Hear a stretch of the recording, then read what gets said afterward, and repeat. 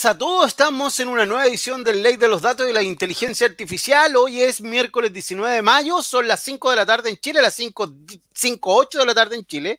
Estamos grabando porque nuestra principal invitada, que es Gemma Galdón, está en España junto con Ricardo, y para ello las 5 de la tarde deben ser como las 10 de la noche. Y como siempre está Ricardo ASJ. Y hoy día nos acompaña especialmente Daniel Saror, porque como Chile cambió y definitivamente estamos en un miércoles histórico, hoy día nosotros partimos con una edición paritaria. Tenemos 2 hombres y 2 mujeres. ¿Cómo estás? Buenas tardes, Ricardo. Buenas noches. ¿Son las 10 de la noche ya? Son las 11 de la noche. Las 11, es bastante tarde. Yo voy a presentar a Gemma, que es investigadora española de políticas públicas, especializada en vigilancia, el impacto social, legal y ético de las tecnologías, la ciudad inteligente, la privacidad, las políticas de seguridad, la resiliencia y la actuación policial. Es socia fundadora y directora de investigación de Éticas Research and Consulting e investigadora en el Departamento de Sociología de la Universidad de Barcelona, y hoy día está dedicada a algo que muy poca gente conoce, que se llama la auditoría de algoritmos. Buenas tardes, Gemma. Buenas noches.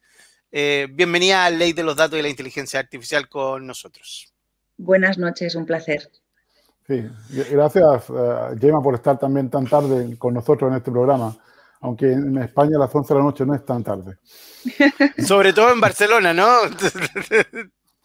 Oye, déjame presentar a Daniel. Daniel Saror también es parte de Optia, es directora de Optia y abogada, especialista en datos personales, y una gran amiga mía, porque junto con yo y Daniel y yo hacemos el podcast Constitución Digital, también parte ahí de las cosas que hacemos con Optia y el periodista. Así que partamos, Ricardo, te dejo todo para ti para que hagas la introducción.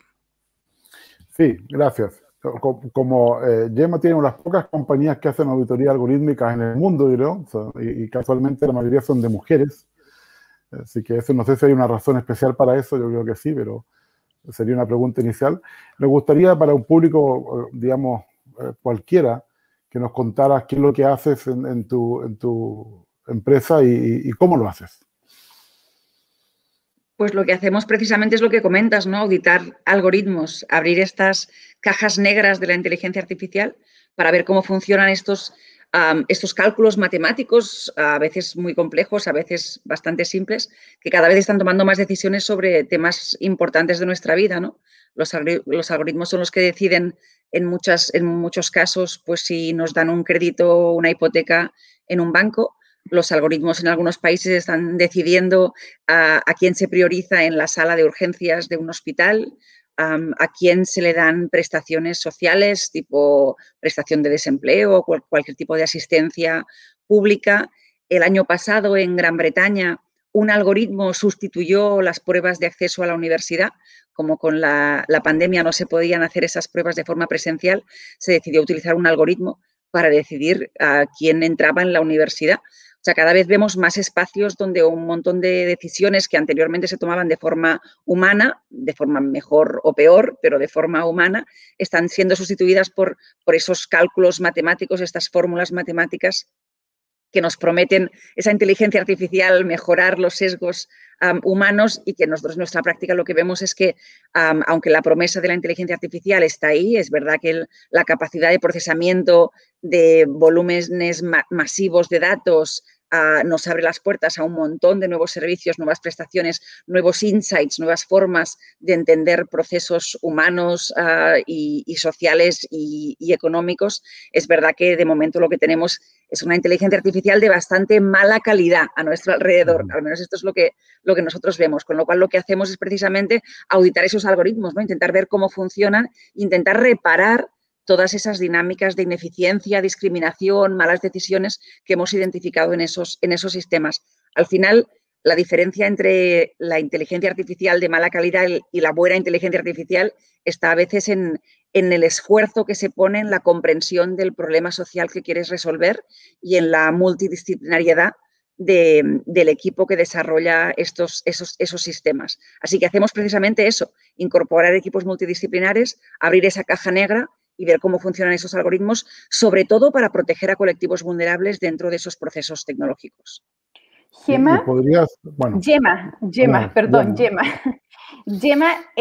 tú mencionas en tu presentación la necesidad, ¿cierto?, de generar equipos multidisciplinarios que intervengan en estos procesos, porque en general hoy día un poco estamos todos siendo un poco mojados por esta ola de la tecnoutopía, ¿no?, de que la tecnología lo soluciona todo. Pero pareciera que buena parte de los problemas justamente pasan porque las decisiones sobre la implementación tecnológica se toman en un grupo muy poco diverso. A ti te toca, por lo que conversábamos antes de empezar el programa, como hacer clases en posgrados. ¿Cuál es el perfil de tus estudiantes? ¿Cuál es el mensaje ahí que tú transmites? Pues la verdad que depende, pero yo sobre todo formo a personal técnico. Es curioso, hay más demanda en el mundo técnico de conocer estos temas desde esa perspectiva tecnológica, desde las ciencias sociales, que es lo que yo represento, que al revés. Y me parece que también es un problema, es decir, es verdad que la ingeniería tiene que empaparse de conceptos de ciencias sociales y humanísticas, pero también las ciencias sociales y humanísticas necesitan empaparse de tecnología si quieren seguir siendo relevantes en el mundo que viene. O sea, que tenemos un reto común, pero es verdad que a mí me requieren mucho más desde escuelas técnicas de data science, etcétera, que desde espacios de formación en ciencias sociales, que es curioso.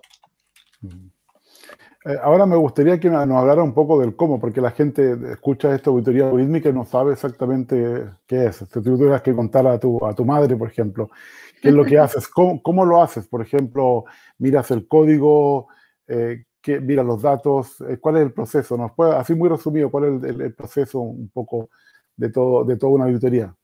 A ver, para empezar, no lo hago sola. No lo puedo hacer sola. Precisamente por esta necesidad de multidisciplinariedad, necesitamos equipos multidisciplinares y yo tengo que dejarme acompañar de gente que tiene conocimientos que yo no tengo. Sobre todo técnicos, pero no solo técnicos. A veces dudas que aparecen a nivel legal o a veces temas estadísticos a los que yo no puedo dar solución y me rodeo de gente que puede acompañarme en ese proceso. Auditorías hay de diferentes tipos y seguramente en los próximos meses y años habrá un montón de espacios que van a prometer hacer auditoría algorítmica. Nosotros desde Éticas queremos hacer auditoría algorítmica, pero además queremos dar forma a cómo se hace la auditoría algorítmica, es decir, cómo estandarizar una forma de auditar algoritmos para asegurar que sea una auditoría sustantiva. Es decir, que no sea en ningún caso un ejercicio de, como lo dicen en inglés, ¿no?, como de tick box, de sí a todo y ya está, sin mirar nada. Queremos realmente que sea un proceso de mejora de ese algoritmo y de mejor comprensión del contexto de ese algoritmo. Auditorías hay dos grandes tipos. Lo que más hay en el mundo son auditorías externas, que son colectivos de la sociedad civil o investigadores que desde fuera, cuando ven que un algoritmo impacta en temas de colectivos vulnerables, hacen una auditoría externa sin acceder al código, pero en base a sus outputs, a sus impactos, lo que hacen básicamente es ingeniería inversa. Y de ahí ha salido un montón de conocimientos sobre problemas con la inteligencia artificial. Lo que hacemos nosotros es un poco diferente porque a nosotros nos contrata quien desarrolla o quien implementa el algoritmo para que veamos con ellos qué es lo que puede estar funcionando mal. Básicamente, en la programación de algoritmos hay diferentes tipos de problemas, ¿no? Los más habituales son temas de calidad de los datos. En el mundo se ha puesto muchísimo esfuerzo en recolectar datos, pero no en cuidarlos, no en limpiarlos, no en actualizarlos, con lo cual muchas de las bases de datos que tenemos, que son la base de la inteligencia artificial, tienen muy mala calidad porque no han sido limpiadas, no han sido estandarizadas y no han sido actualizadas, con lo cual reflejan un momento que igual ya no es el momento actual. Tienen problemas también de representatividad.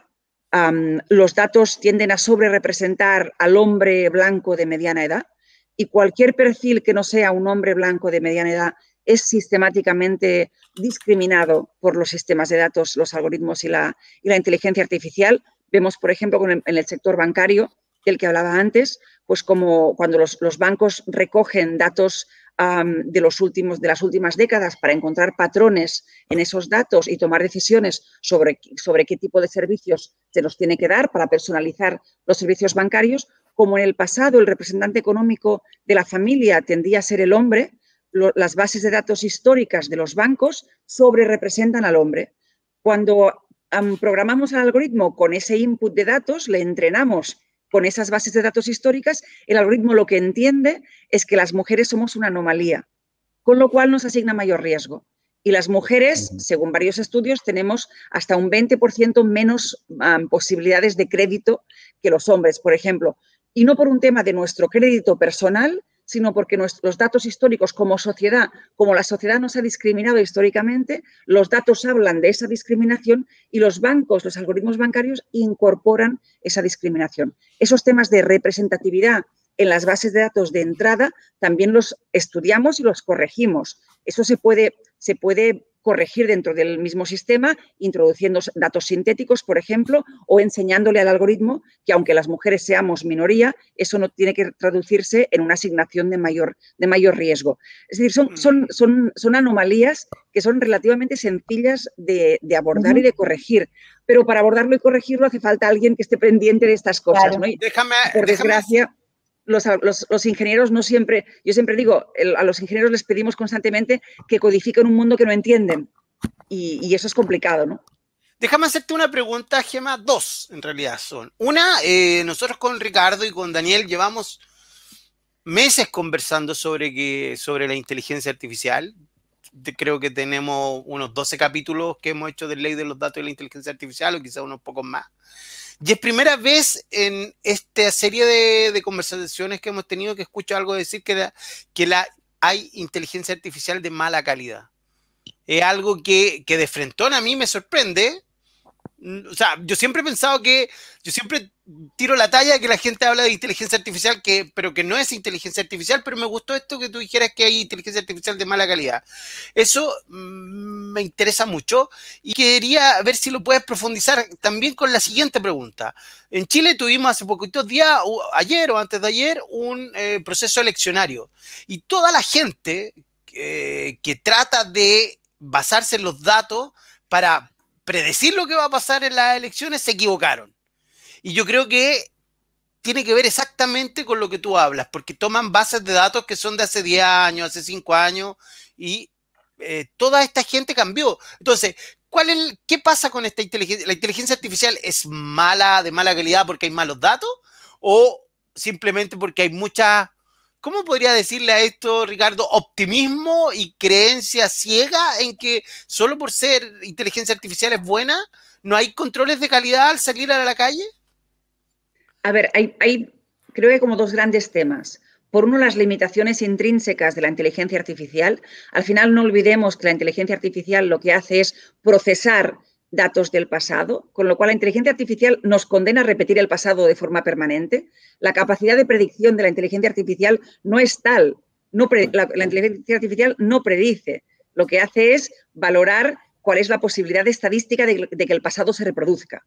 Con lo cual, si todas las decisiones sociales o humanas las tomara una inteligencia artificial, no progresaríamos nunca, porque lo que hace siempre es coger el pasado como base, como template del futuro. Con lo cual, hay una limitación intrínseca de la inteligencia artificial y yo sí creo que como sociedad tendemos a sobreestimar, a ser muy optimistas sobre las posibilidades de la inteligencia artificial. Creo que la inteligencia artificial es muy válida, pero para casos de uso mucho menores de lo que nos pensamos. La inteligencia artificial funciona muy bien en ciertos casos, pero no funciona muy bien para todo lo que queramos solucionar y hay problemas sociales complicados que no vendrá ninguna fórmula matemática a solucionarlas. Me temo que nos toca como sociedad en diagnosticarlas bien y abordarlas en toda su complejidad. Con lo cual, el primer gran problema es esas limitaciones intrínsecas de la inteligencia artificial. Y el segundo gran problema es que hemos creado inteligencia artificial en un momento de un gran dominio del modelo Silicon Valley, que es un modelo de innovación muy orientado a la escalabilidad y al beneficio fácil, relativamente fácil, vinculado a esta escalabilidad, que lo que busca es vender lo mismo a mucha gente. Y en los algoritmos lo que hemos aprendido es que precisamente el mejor algoritmo es el algoritmo que está customizado. Es un algoritmo que está adaptado al contexto concreto. Al final solo podemos ver discriminaciones en su contexto. No es lo mismo las dinámicas de discriminación o los colectivos vulnerables cuando habitamos en Estados Unidos que cuando habitamos en Chile o cuando habitamos en España o en Francia. Las dinámicas sociales que se reproducen en los datos son diferentes. Pero ese modelo de Silicon Valley de venderle el mismo algoritmo al final a un centro comercial y a un gobierno es lo que nos ha llevado a una inteligencia artificial de muy mala calidad, que es una inteligencia artificial que no está customizada, con lo cual acaba tomando malas decisiones porque no se ha metido el suficiente esfuerzo en trabajar bien esa inteligencia artificial. Pero es que además muchas veces esa inteligencia artificial lo que hace es recoger dinámicas de discriminación del mundo real, reproducirlas y amplificarlas, ¿no? Encontramos que mucha inteligencia artificial es agente de discriminación activa precisamente porque ninguno de sus desarrolladores ha sido formado para identificar cuáles son estas dinámicas sociales nocivas que el algoritmo puede acabar incorporando. Con lo cual, son como dos grandes categorías de problemas. Gemma, yo quería preguntarte, bueno, recientemente la Unión Europea publicó un borrador de una propuesta de regulación de inteligencia artificial. Bueno, me interesa, por supuesto, escuchar qué opinas al respecto sobre la propuesta y si tú ves ahí espacio para institucionalizar las auditorías, por ejemplo. Mira, la verdad que muchos países, y os animaría a buscar en las leyes en Chile, porque muchos países incorporan ya la necesidad de auditar procesos automatizados de toma de decisiones que afecten a los ciudadanos. Ya en los años 80 muchos países incorporaron legislación que establecía que cuando el ciudadano es sometido a decisiones automatizadas, en ese momento no se habla de inteligencia artificial ni algoritmos, sino de decisiones automatizadas, estas debían ser auditadas, con lo cual muchos países tienen ya base legal que obliga a esa auditoría. En Europa, además, tenemos desde hace 5 años el Reglamento Europeo de Protección de Datos que ya establece temas de explicabilidad de los algoritmos. Y esa explicabilidad, al final, solo se puede aterrizar en base a una auditoría.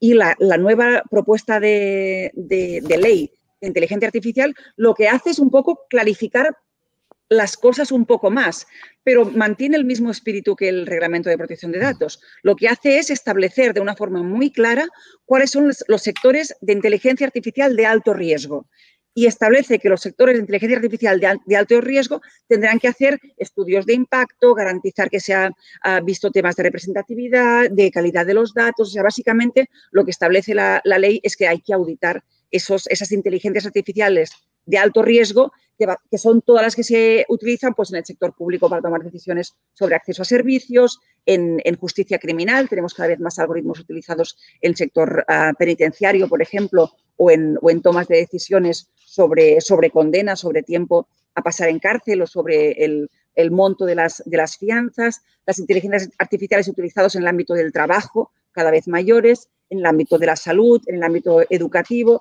En todos estos ámbitos, cuando se desarrollan inteligencias artificiales, Europa lo que plantea es que hay que hacer una auditoría, hay que garantizar que se pasen unos procesos de garantía de que estos elementos de calidad, representatividad, buena selección de los indicadores, pero si hay algún tipo de error en la selección de las bases de datos, todo este proceso necesario para diseñar bien un algoritmo tiene que demostrarse que se ha hecho y que se ha hecho de una forma comprobable, fehaciente y documentada.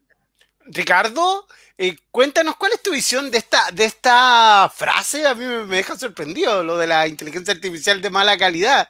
Tú estás ahí y los conoces a los que hacen inteligencia artificial. ¿Qué pasaría si hoy llego y le digo a nuestro amigo ingeniero que Gemma Galdón dice que la gran cantidad de inteligencia artificial que tenemos es de mala calidad? Ya, lo que pasa es que yo tengo un sesgo porque aquí invitamos solamente a gente que cree que hay inteligencia artificial de mala calidad. No invitamos a los que no piensan. Yo creo que se focaliza mucho en el éxito y poco en los errores. Es decir, incluso podría haber un modelo que tenga lo que se llama una predicción, una actitud del 95%, que el 95% sea muy bueno, pero ¿qué pasa si el 5% restante una persona muere? Y ese es el problema. Yo creo que el problema es que no se toma en cuenta el costo de los errores, y en cambio se está tomando en cuenta el valor del éxito. Y eso pasa mucho en el mundo comercial también, de que lo que importa es la ganancia y las pérdidas ya se ven después, cuando hay algún problema. Y ese es el problema de que la ética siempre va detrás de la tecnología, porque cuando ocurre un problema como cuando Uber atropelló a una mujer que cruzó no en un lugar donde generalmente se cruzaba, entonces por supuesto no habían datos suficientes para, por ejemplo, de noche, para que el coche reaccionara bien. El auto en Chile, el coche en España, las cosas pasan, ese tipo de cosas. Y yo creo que me gustaría agregar un tercer caso, Gemma, ocurriendo para las auditorías, que ya hay muchos casos donde personas demandan a compañías y entonces expertos pueden ver el código, como el caso de Deliveroo en Italia, el caso de Uber en Holanda, que no sé si Uber va a entregar el código o no, pero ya se lo pidieron. Eso va a ser interesante saber si Uber va a entregar el modelo que usó para decir que ciertos conductores estaban haciendo trampa en su plataforma. Es decir, vamos a ver un tercer caso que va a ser un perito, el típico perito de un juicio, donde esa persona va a tener que hacer una auditoría a sistemas de inteligencia artificial que ya se hizo en Italia, por ejemplo, y que se va a empezar a hacer en muchos más lugares cuando hayan más demandas. Tal como la tecnología está avanzando en forma exponencial, este número de demandas va a avanzar en forma exponencial porque la mala calidad también va a crecer en forma exponencial. Así que esto lo veo como que va a ser un problema. Va a ser muy bueno para... Bueno, Ricardo, estamos con un problema con tu señal. Ricardo, estamos con un problema con tu señal. Te recomiendo que saques la cámara y quédate solo con el audio. Te dejo un chiquitito. Una cuestión que a mí siempre me ha llamado la atención es que hay muchos desarrolladores que dicen que sus sistemas de inteligencia artificial no tienen impacto en las personas porque se aplican, digamos, a ciertas áreas de la industria donde no hay una relación directa con los seres humanos. Pero al automatizar operaciones, sí está produciendo un efecto eventualmente en la mano de obra que se necesita para la ejecución de determinadas tareas. Entonces, yo me preguntaba si en la metodología que tú usas, me perdí, ¿no? Ahí estoy, sí. En la metodología que tú usas, es que me fui a negro junto con Ricardo. En la metodología que tú usas, ¿hay algún criterio o en general algún aspecto, ¿cierto?, que evalúe este impacto en ese tipo de desarrollos algorítmicos?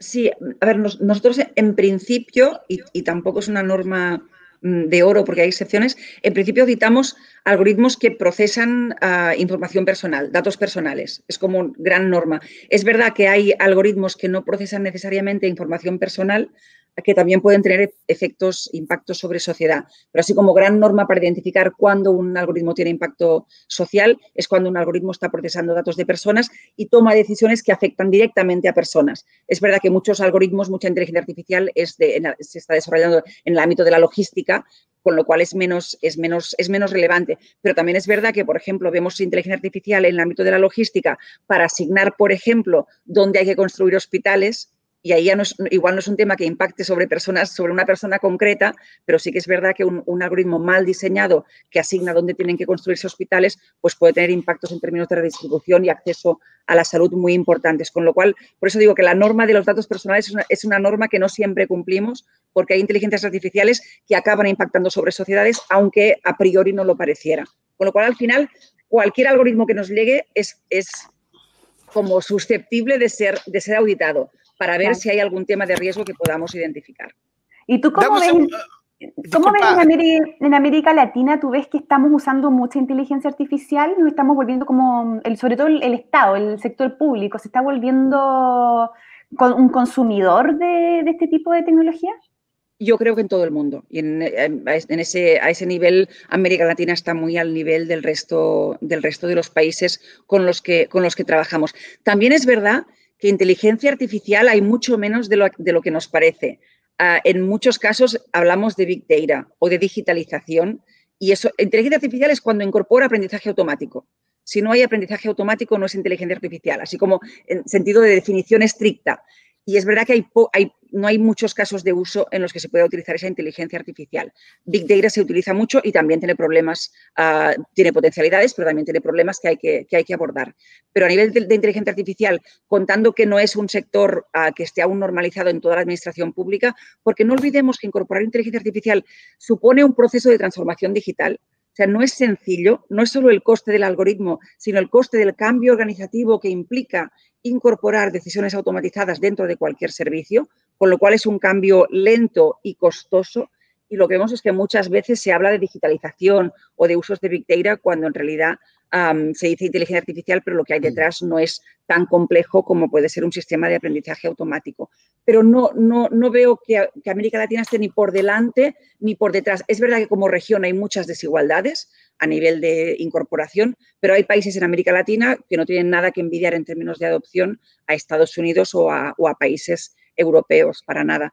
Lo que sí hay en América Latina, y bueno, y es curioso y es compartido en todo el mundo, es que hay actores que quieren hacerlo bien, quieren construir confianza en base a un trato responsable de los datos y a la utilización, por ejemplo, de la auditoría algorítmica, y lo que nos piden es cumplir la legislación europea como una forma de demostrar ese compromiso con hacer las cosas lo mejor posible, ¿no? En países donde no hay una legislación propia robusta, lo que se dice es, bueno, pues el estándar de oro, ¿no? El golden standard, será esa legislación europea que es la más estricta del mundo, con lo cual queremos que nos ayudéis a cumplir con la ley europea. Y eso es interesante, que en el resto del mundo haya voluntad de ir más allá de su propia legislación, ¿no? Al final son organizaciones, países, gobiernos y también empresa privada que quiere ir más allá de su deber concreto y demostrar que tiene un compromiso real con la responsabilidad en los procesos de inteligencia artificial. Para Ricardo, complementar, ¿estás? Daniel, complementar una pregunta de Daniel. ¿Has hecho algo en Chile, Gemma? Que yo creo que escuché que habías hecho algo en Chile en algún momento y quería preguntarte sobre exactamente qué auditoría habías hecho en Chile. Sí, en Chile auditamos el año pasado el algoritmo de alerta infancia, que es un algoritmo que utiliza el gobierno para asignar riesgo a los menores que pueden necesitar de una atención social precisamente por estar en situación de riesgo. Y supongo que la auditoría es privada, ¿no? Sí, no, la verdad que no sé si el gobierno la ha hecho pública. Lo mejor sería hablar con ellos. Pero sí es verdad que el gobierno de Chile le encargó el desarrollo a un equipo muy bueno, a uno de los mejores equipos en desarrollo de algoritmos con conciencia de su impacto social, con lo cual nos encontramos con una base, con un algoritmo bastante bien trabajado, con un equipo muy dispuesto a aprender y a colaborar. Y sí es verdad que identificamos algunos temas a monitorizar y algunas variables que se podían mejorar, pero es de las experiencias más como gratificantes que hemos tenido de trabajo en auditoría algorítmica, por la voluntad del equipo local de incorporar esos aprendizajes y de mejorar el sistema. Me alegro escuchar eso. Sí. Ricardo, déjame hacer una pregunta a Gemma. Tú acabas de hablar del modelo Silicon Valley. Siento, y lo hemos conversado en veces anteriores también, que hay como un hype o un entusiasmo o un humo digital, como yo le llamo, por crear inteligencia artificial, y cualquier empresita o startup dice, hacemos inteligencia artificial o usamos inteligencia artificial. En el caso de Chile hay una empresa que hace comida, que dice que usa inteligencia artificial para hacer no comida, y como que hoy día ponerle el rótulo de IA te garantiza ser unicornio vendible a $100 millones y ser como parte de estas famosas empresas que se venden de mucha plata. Eso también es parte del modelo Silicon Valley. ¿Cuánto de eso hay en implementar inteligencia artificial Mahoma nomás, de mala calidad? Bueno, hay mucho tiene que ver con eso, ¿no? Con esa concepción de que es como el fake it till you make it, como miente hasta que lo consigas. Y es un poco ese modelo de prometer cosas que no puedes hacer, de no tener en cuenta el proceso o el principio de precaución en tus desarrollos, y esa concentración en el marketing antes que en la calidad de los productos que desarrollas, ¿no? Esa idea de Silicon Valley de move fast and break things, muévete rápido y rompe cosas. Lo que hemos visto en Europa y en muchos otros sitios es que lo que rompes a veces son derechos fundamentales, con lo cual pues igual ese moverte rápido no está tan justificado. Pero es verdad que esa forma de pensar se ha incorporado en todo el mundo y se celebra en todo el mundo, cuando lo que estamos viendo es que a lo que está llevando es a desarrollos tecnológicos de muy mala calidad, o a veces, como hemos visto en otros casos, ilegales o indeseables en términos de impacto social. Pero eso está ocurriendo, claro. Gemma, yo tuve la oportunidad de escuchar tu intervención hace unas semanas atrás en la Red Iberoamericana de Protección de Datos. Para los que no pudieron escuchar eso, se enfrentaron dos posiciones, dos visiones de mundo. Una que decía que había que dejar que la innovación y la economía avanzara, que el mundo la necesitaba más que nunca ahora a propósito de esta pandemia, ¿no?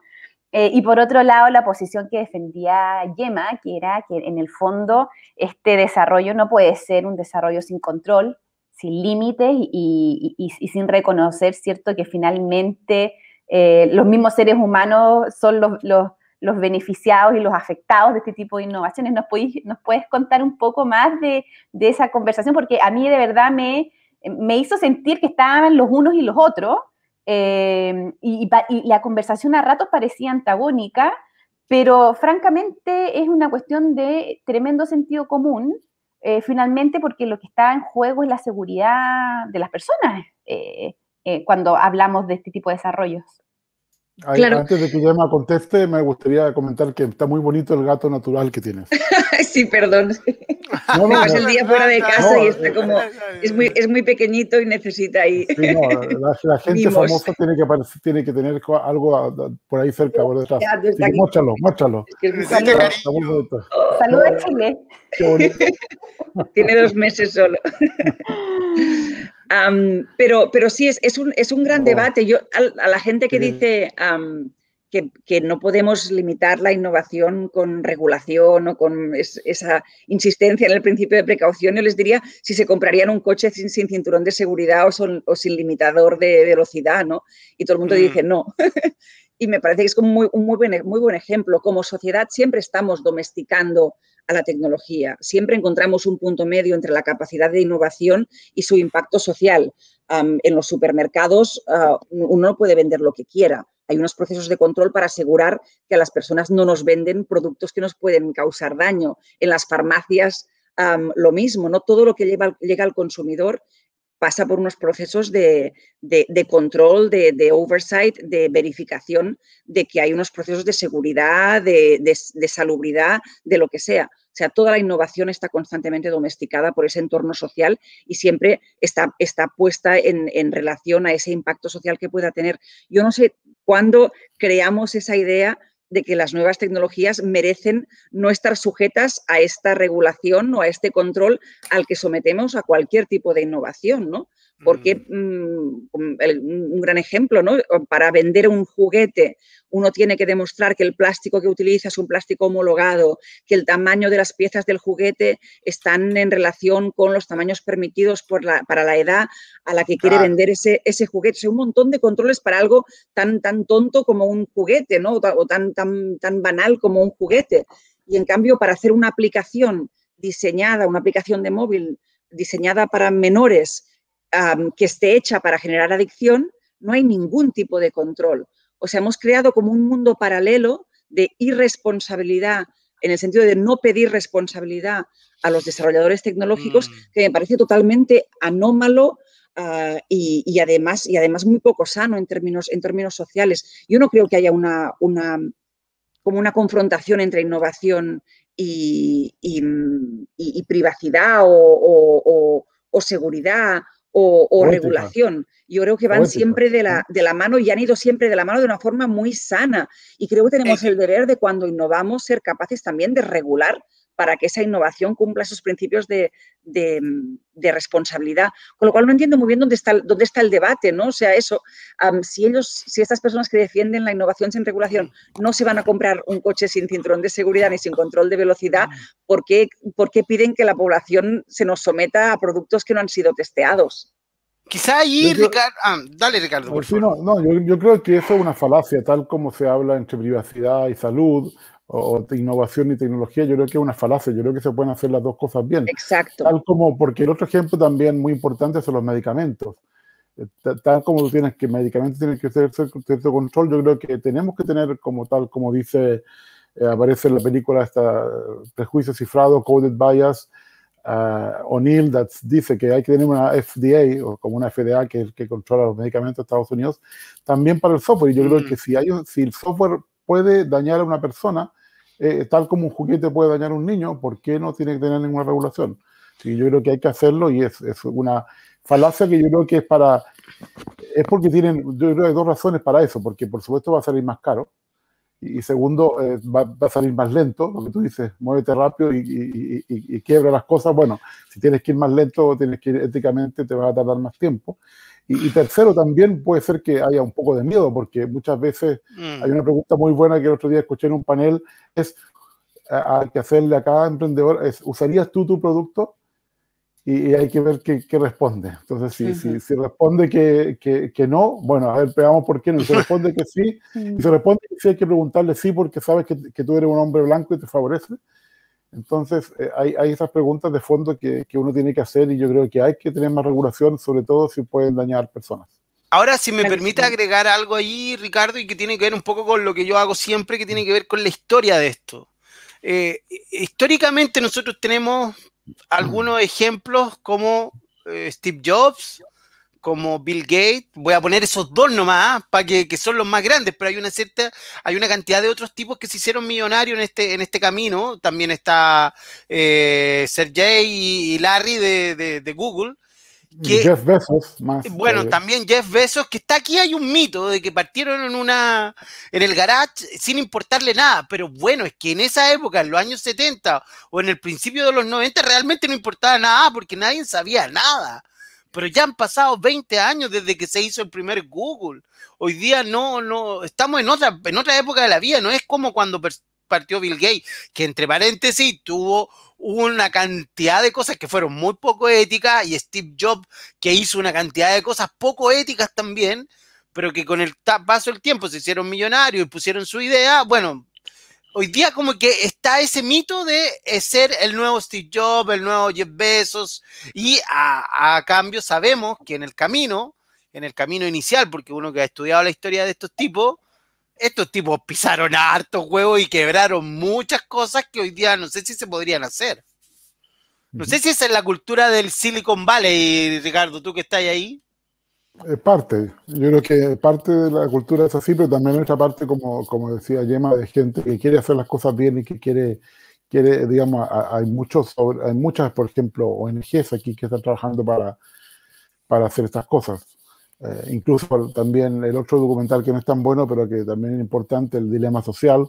Ese también había gente que están trabajando, aunque son más hombres que mujeres y que ahí tienen otros sesgos, que están trabajando en este tipo de cosas. Pero yo creo que hay gente, por ejemplo, tengo un amigo que dejó Amazon, uno de los inventores de XML, por temas éticos. Es decir, uno ya está viendo personas que, por ejemplo, también con lo que pasó con Tim Gebru y Margaret Mitchell en Google, que es por ejemplo, el que era el manager de ellos dos, salió de Google. No dijeron por qué, pero es obvio que salió por eso, que no estaba de acuerdo con la decisión y él no quiere trabajar en esto. Hubo un artículo también muy, muy importante en MIT Tech Review sobre Facebook. Así que también mostrando la parte ética de esto. Así que hay problemas en todas partes y yo creo que se está tratando de resolver este tema. Gemma, te ha tocado en el fondo ver, tú eres consultora internacional, entonces te toca moverte por distintos lugares del globo. ¿Te toca ver estas diferencias culturales en el abordaje de las auditorías algorítmicas? Pues la verdad que no. Es decir, yo veo diferencias culturales en los problemas que quieren resolver los algoritmos y que tenemos que incorporar en las auditorías, pero es verdad que al final quien está auditando algoritmos ahora mismo son pioneros.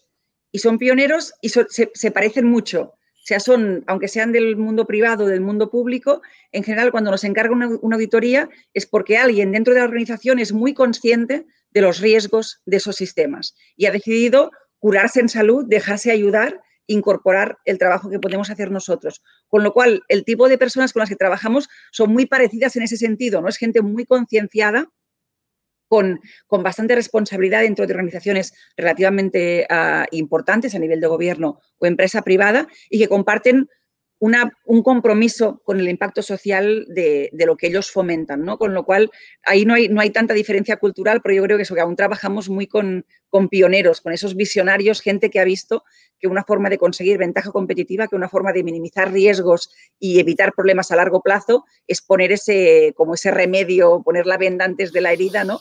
Ese remedio temprano que es auditar el algoritmo e identificar los problemas antes de que se conviertan en problemas para poder abordarlos precisamente. Con lo cual, para bien o para mal, nuestro cliente tipo es gente muy parecida, que comparte ese compromiso con el impacto ético y positivo en términos sociales de los procesos de datos y de la inteligencia artificial. Y siguiendo, Daniel, déjame, para seguir la pregunta de Daniel, ¿cuál Daniel? Daniel. Sí, Daniel. Por el otro lado también, ¿cuántas compañías como la tuya conoces? O sea, yo conozco pocas, pero tal vez tú conoces más porque te mueves en este mundo. ¿Cuántas hay en Estados Unidos? Supongo que hay más que en el resto del mundo, pero ¿tú cuántas dirías que son en este momento? Mira, empresas especializadas en auditoría algorítmica, yo solo conozco dos, Éticas y Orca en Nueva York. Orca la lleva Cathy O'Neill. Sí, la conozco también.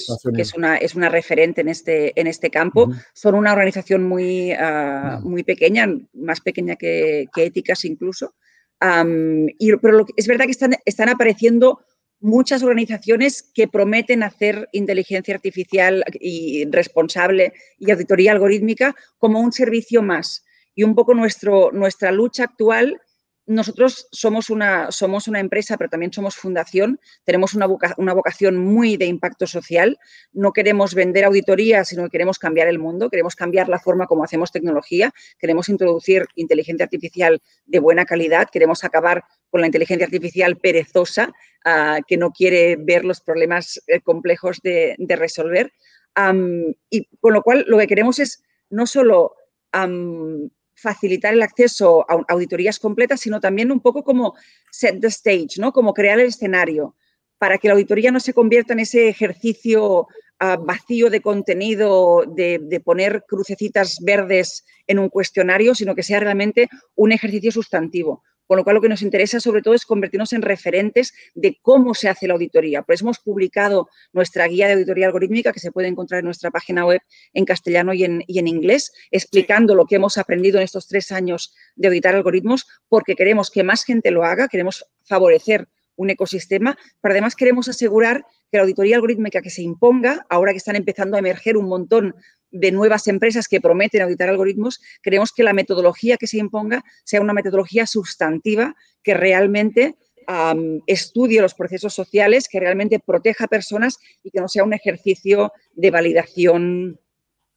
sin ningún tipo de contenido ni de análisis sustantivo de procesos, con el cual estamos un poco intentando dar forma a este nuevo espacio que va a explotar. O sea, cada vez vemos más iniciativas y empresas que prometen hacer eso. Incluso hay una empresa que por la página web no aparece muy claro, pero una de las cosas que hace son auditorías algorítmicas, que es Arthur AI, en Nueva York también, que acaba de sacar una ronda de $15 millones en una ronda de financiación, con lo cual empieza a haber mucho interés en este ámbito, pero queremos asegurar sobre todo que no se instaura un modelo de auditoría algorítmica algorítmico, es decir, un modelo automatizado de auditar algoritmos, porque eso es un modelo así lo que haría es decir que un algoritmo machista, como el que os comentaba de los bancos, es un algoritmo perfecto, porque reproduce fielmente las condiciones de la realidad. Que es verdad. Es decir, a menos que ese algoritmo lo hagan mujeres asiáticas, con padres armenios, no sé. Bueno, no, pero si los datos de entrada están sesgados, como lo están para cualquier grupo que no sean los hombres blancos de mediana edad, pues al final, aunque tengas un equipo muy, muy diverso, si tus datos de entrada están sesgados y nadie tiene la tarea de solucionar ese problema, de compensar esa descompensación, al final tu algoritmo va a reproducir esas dinámicas discriminatorias, con lo cual queremos asegurar que no se impone una definición de auditoría algorítmica que es un proceso puramente técnico, fácil de escalar, y ahí seguramente es donde está el beneficio para estas startups que pueden querer meterse en ese espacio. Queremos sobre todo sentar las bases de lo que constituye una auditoría algorítmica que merezca llamarse auditoría algorítmica. Si no, ahora me dejas, Daniel, para terminar este tema, muy interesante. ¿No ves tú las grandes compañías auditoras en este campo? O sea, ¿qué están haciendo? Y ahí me preocupa cómo lo hagan. ¿Qué piensas tú sobre eso? Porque ahí hay otros intereses, además. Claro. Aparte de, por ejemplo, lo que tú quieres, cambiar el mundo, que nosotros también queremos hacerlo vía Optia. Claro, ¿Cómo porque ves a las grandes consultoras ahí? Claro, porque imagínate que Pricewaterhouse hace consultoría algorítmica de una empresa que si sale mal su consultoría, sus puntos en el Dow Jones bajan 20% las acciones.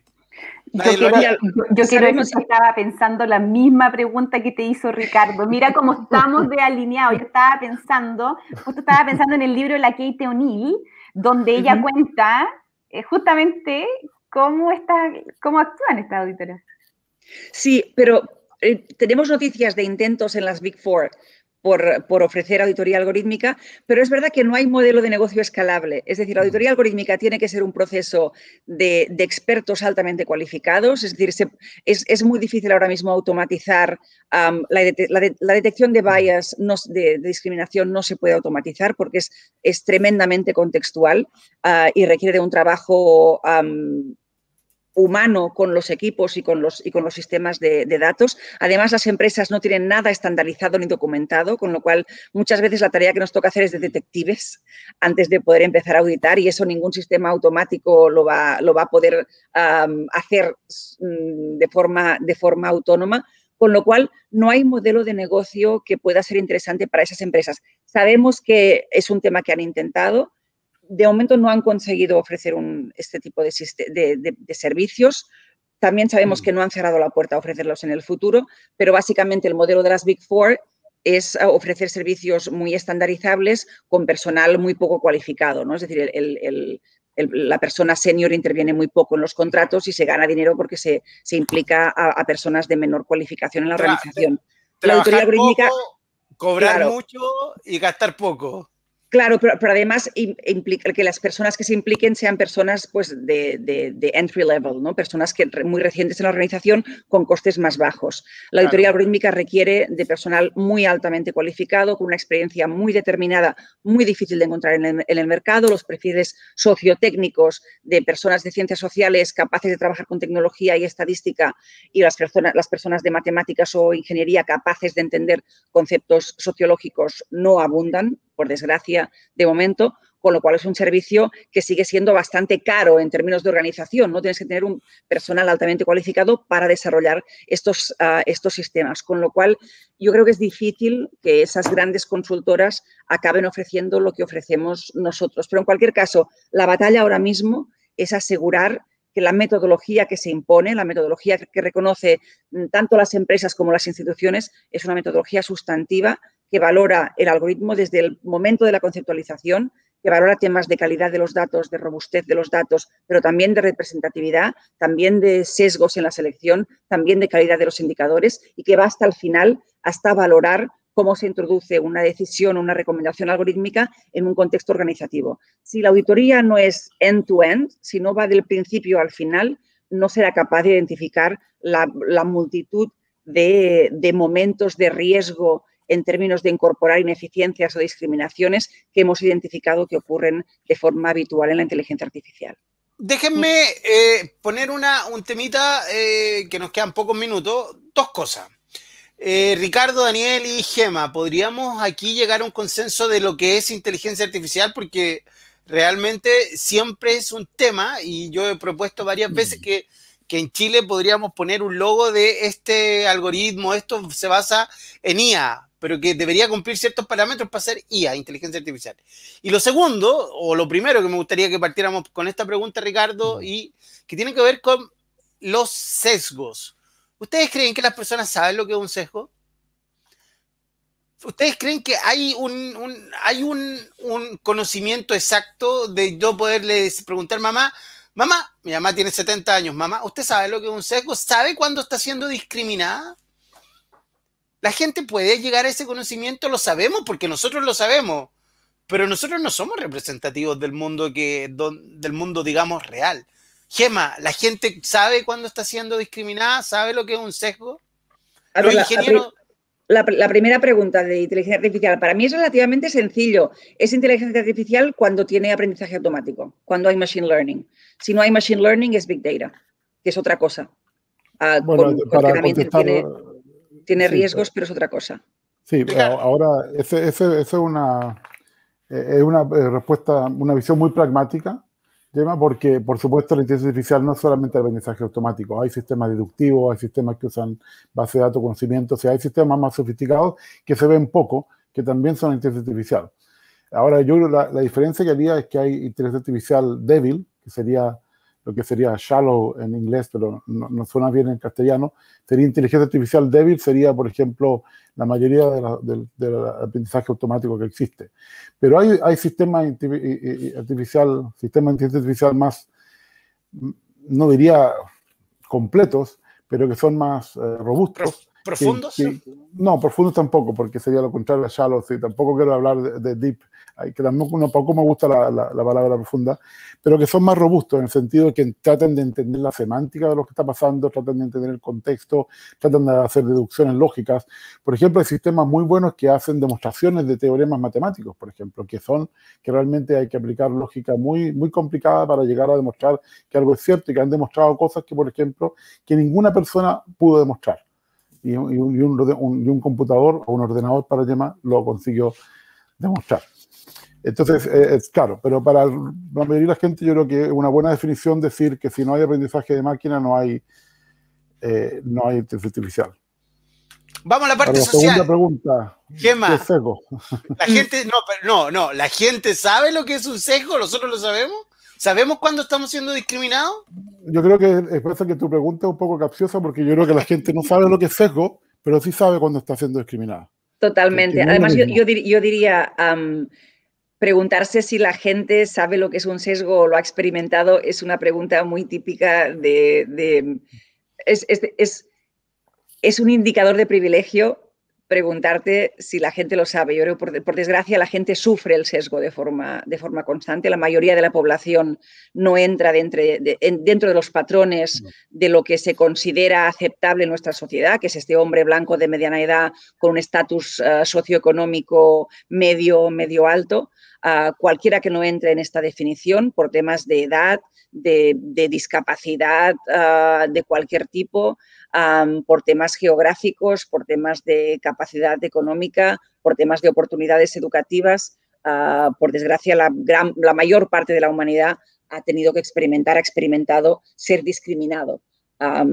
No tenemos el privilegio de preguntarnos como un ejercicio teórico qué será la discriminación y qué será el sesgo. Por desgracia lo vivimos de forma muy cotidiana, con lo cual yo creo, como decía Ricardo, la gente igual no sabe lo que es un sesgo, pero sabe perfectamente cuando está siendo discriminada. Ricardo, ¿estás?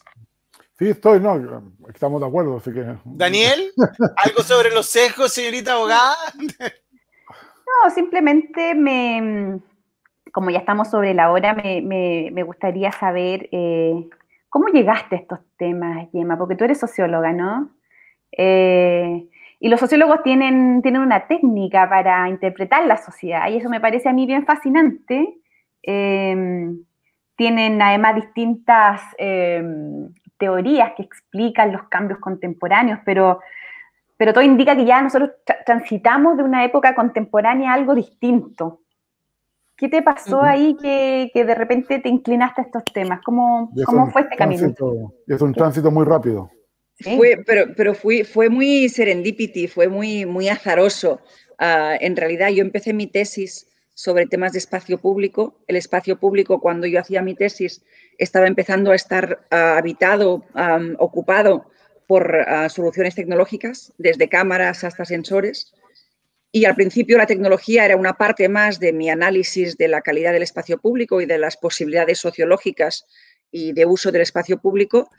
Y por diferentes circunstancias, por apoyos que recibí, por mentorías que tuve en ese momento, por personas que me apoyaron en mi proceso de investigación, conferencias a las que me invitaron, financiación que recibí, la tecnología cada vez empezó a cobrar más importancia.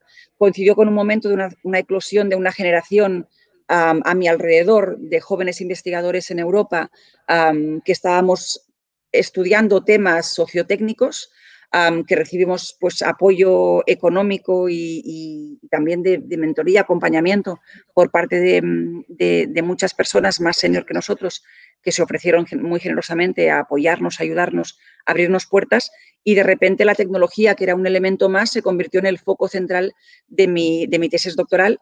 Y aprendí a ver la sociedad a través de la tecnología y me pareció fascinante. Y además me pareció que estudiar la sociedad a través de la tecnología, un poco viendo la tecnología como la vería un arqueólogo, ¿no? Es decir, si yo recuperara una pieza de tecnología de un yacimiento arqueológico, ¿qué sociedad imaginaría? ¿Qué sociedad vería, capturaría? Y al final nuestra tecnología habla mucho de nuestra sociedad.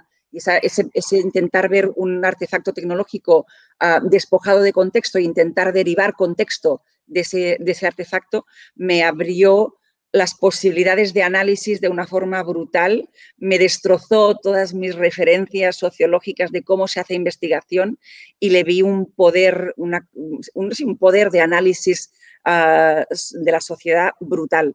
Y me dio mucha pena que a mi alrededor mis compañeros de ciencias sociales, políticas, yo inicialmente mi primera carrera fue la historia, no les interesara más desafiar sus propias concepciones, sus propias metodologías para incorporar el artefacto tecnológico como un actor más y como un actor que nos da una riqueza de análisis brutal. Y ahí me fasciné por cómo esos artefactos tecnológicos capturaban lo que somos y reproducían lo que somos, ¿no? Es como tiene una capacidad de capturar procesos sociales y además de reproducirlos de formas diferentes que me pareció fascinante desde una perspectiva de análisis. Y la auditoría algorítmica al final no es más que hacer eso, ¿no? Es ver cómo un artefacto tecnológico, como un algoritmo, como una fórmula matemática ha capturado un montón de dinámicas sociales, de formas de conceptualizar problemas, de formas de medir cosas tan abstractas como desempeño, éxito, etcétera, y me parece que es un espacio de investigación sociológica brutal e increíble y ojalá más sociólogos entendieran que este es un espacio terriblemente, en el buen sentido, maravillosamente fructífero para trabajar. Ricardo. Eso te quería preguntar, una sola pregunta, eso te quería preguntar. ¿Tú crees que los sociólogos no han aprovechado estas tecnologías de, por ejemplo, análisis masivo de comportamiento para entender mejor la sociedad? ¿Crees que falta mucho más de eso? Yo creo que mira, de las ciencias sociales igual la sociología es la que mejor preparada está porque tiene una base estadística que es muy útil en este espacio. Pero es verdad que yo no veo en las carreras de grado en sociología que se den muchas herramientas para ir. Yo creo que la sociología se sigue enseñando hoy como hace 30 años y eso me parece una pérdida de oportunidades de aprender de estos nuevos espacios de captura de dinámicas sociales que me parece una pena y creo además que hay una responsabilidad en las universidades de enseñar las cosas que pueden ser útiles en el mundo actual, ¿no? Y creo que esos perfiles sociotécnicos es lo que requiere el mercado, la sociedad y la tecnología y me gustaría verlos promovidos no solo a nivel de posgrado y de especialización, sino también a nivel de grado y creo que nos están aprovechando las posibilidades en sociología o en historia o en archivística periodismo. O en arqueología. O en periodismo. O en periodismo o en ciencia política. Los que yo veo que están haciendo eso en parte son los físicos, sobre todo los que trabajan en sistemas complejos, redes complejas, que están haciendo muchos análisis sociológicos masivos, tratando de entender, por ejemplo, cómo se difunde la información, etcétera. O sea, veo los físicos haciendo mucha sociología, cuando a veces deberían haber más sociólogos haciendo este análisis masivo de datos. Y es curioso porque tiene una razón de ser. La física tiene un gran momento de debate ético alrededor de la bomba atómica, del debate sobre la ética de la bomba atómica, y ahí la física desarrolla toda una capacidad de entender el contexto social y los impactos de sus desarrollos muy importante. Yo creo que precisamente la capacidad que tiene hoy la física se explica por cosas que ocurrieron hace más de 60 años. Igual a la ingeniería también le falta una bomba atómica, igual a la sociología y a las ciencias sociales les falta una bomba atómica, esperemos que no, pero igual tendrá que pasar algo así para que empiecen a pensar cuáles son las consecuencias de lo que desarrollamos y de lo que hacemos. Pero de momento me temo que no se han dado por enterados. Gemma, Ricardo, Daniel, en nuestra pantalla está apareciendo la web de la empresa de Gemma, porque la parte importante que no alcanzamos a hablar mucho de eso es que está disponible en su sitio web una guía de auditoría de algorítmica, se llama Guía de Auditoría Algorítmica, la estuve leyendo, fue publicada en enero del 2021, son 114 páginas, recomendable, ¿cómo decirlo? 100% léalo si le gusta el tema de la inteligencia artificial, es algo importante también, que es absolutamente gratis, bajable, amigable, véala, está súper entendible, creo que mi mamá no la entendería, pero está entendible. Por transparencia, para que quede claro por transparencia que esta publicidad también es gratis. Todo, no, claro, en este programa estamos trabajando... por amor al arte. Por amor al arte. Ah, por cierto, nos quedan 2 minutos, Gemma, en corto. ¿Es muy caro hacer una auditoría de un algoritmo? Depende de cómo lo valores. En comparación con lo que cuesta un algoritmo, es baratísima. Pero mira, una auditoría Depende de los riesgos, del alcance, de la complejidad del algoritmo. ¿Cuánta gente trabaja contigo en una auditoría normal? Somos ahora 14. ¡Ah, es harta gente! 14 personas, sí. Ingenieros. ¿Cuántas personas hacen una auditoría? Se mueve no entre, 14, los 20.000 y los 60.000 euros. Perfecto. ¿Y los 14 trabajan en una auditoría? ¿O son los 14 trabajan en una sola auditoría o tienes equipos? No. Hacemos equipos de 3 normalmente. Ok. Gema, en un minuto, ¿de qué se trata la guía de auditoría algorítmica? Preséntala tú para que la gente la vaya a poder ir a ver a la web. No, pues explicamos básicamente lo que hemos aprendido en estos 3 años auditando algoritmos. Antes hablábamos de qué empresas existen que hagan eso. Hay pocas, pero además ninguna tiene la experiencia que tenemos nosotros. Nadie más ha auditado como nosotros algoritmos en el mundo real, con el volumen que lo hemos hecho nosotros. Y lo que queríamos era contarle al mundo lo que hemos aprendido en ese proceso. Empezamos con muchas hipótesis que hemos tenido que ir verificando y falsificando a medida que avanzábamos y queríamos compartir con el mundo lo que hemos aprendido. Como decía antes, nuestro objetivo es crear un ecosistema, que haya auditores de algoritmos en todas partes, que todos los algoritmos sean auditables y para conseguir eso, si somos los únicos, no lo vamos a conseguir. Con lo cual queremos fomentar ese ecosistema y por eso regalamos nuestro conocimiento porque queremos que sea mucho más asequible a muchas más personas acceder a esa tarea de auditar algoritmos. Bueno, hemos llegado al final de esta ley de los datos de la inteligencia artificial, miércoles 19 de mayo. Son las 6 de la tarde en Chile, como la 1 de la mañana en... Medianoche. La medianoche. Así que muchas gracias, Ricardo. Muchas gracias, Daniel. Hoy estuvimos con Gema Galdón, es investigadora española, analista de políticas públicas, especializada en la vigilancia, el impacto social, legal y ético de las tecnologías, las ciudades inteligentes, la privacidad, las políticas de seguridad, la resiliencia y la actuación policial. Es socia fundadora y directora de investigación de Ethical Research and Consulting. Aquí está la página web, se está viendo en la pantalla, y es investigadora en el Departamento de Sociología de la Universidad de Barcelona y actualmente dedicada a la auditoría algorítmica. Muchas gracias, Gema, por estar con nosotros. Muchas gracias, Ricardo, por estar una vez más con nosotros. Le damos las gracias especiales a Daniel por acompañarnos, mi compañera en el podcast Constitución Digital, otro podcast del periodista. Así que nos vemos la próxima semana, el próximo miércoles a las 10 de la noche, como siempre. Hasta luego. Chao. Gracias. Gracias, un placer. Chao.